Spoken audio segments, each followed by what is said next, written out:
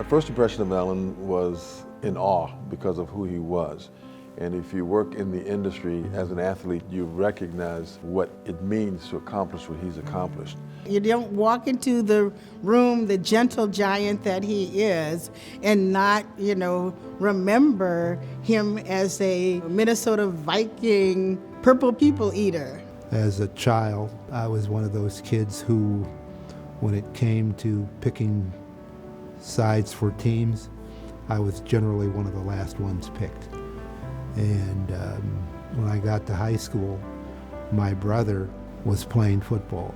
As it turns out, evidently I had some aptitude for it, and was able to obtain an athletic scholarship to the University of Notre Dame. I was drafted by the Minnesota Vikings, played with them for 11 and a half years, and then 3.5 years with the Chicago Bears. I look back and the whole thing was a highlight.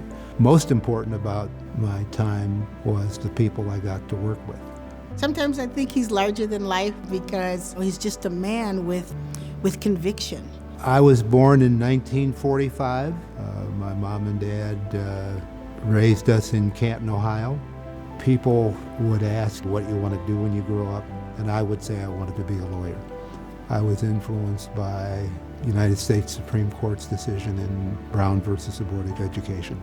Even though I didn't fully understand it at the time, really sounded the death knell for what was then state-sponsored segregation.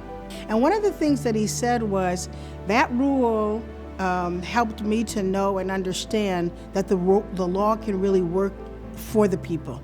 I started law school in 1975 at the start of my 9th year of professional football, and graduated from the University of Minnesota Law School, and I was able to prepare myself for life after football. Fortunately, the good people of this state gave me the opportunity to serve, and I will be forever in their debt for that. He's a man with a vision. He knows how to use all of his strengths, to do good in the world. I often get the question, who were the mentors in your life? And so for me, that was my parents. They talked about seeking excellence, being good at what you do. And whatever you do in life, do it as well as you can. Alan certainly doesn't choose a path because it's easy. He leads by example. His work and the work of the committee really helped to restore public trust in our judicial system. As much a part of my life as being the football player, being the judge, as important to me is the fact that I have the good fortune to be the father of 4 children. I had the good fortune to be married to the love of my life for 46 years. They were absolutely a team.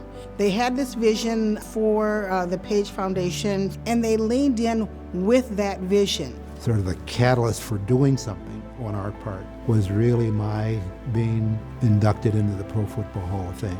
My football career at that point had been over for, I think, 6 years, and being recognized one more time was nice, but we felt that we had the opportunity to do more. And that part of my life, I started to say was as rich, if not richer, than my professional career. It was richer by far. I happened to get lucky when it came to finding a spouse, a woman who made us all better. And she is as much a part of whatever I have done.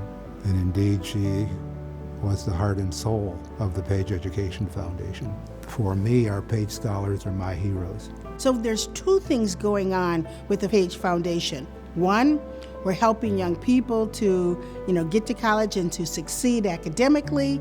And then secondly, we're building the next generation of leaders in our community.